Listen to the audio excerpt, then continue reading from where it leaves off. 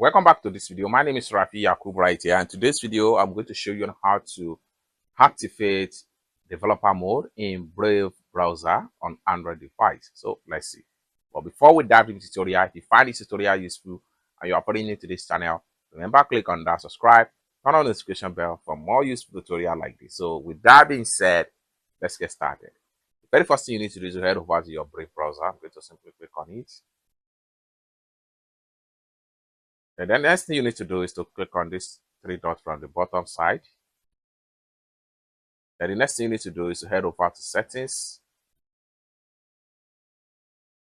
The next thing you need to do is to simply scroll down all the way down and make sure you go to about.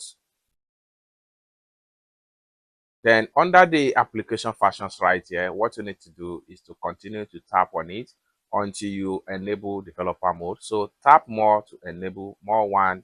Now developer mode options is now enabled.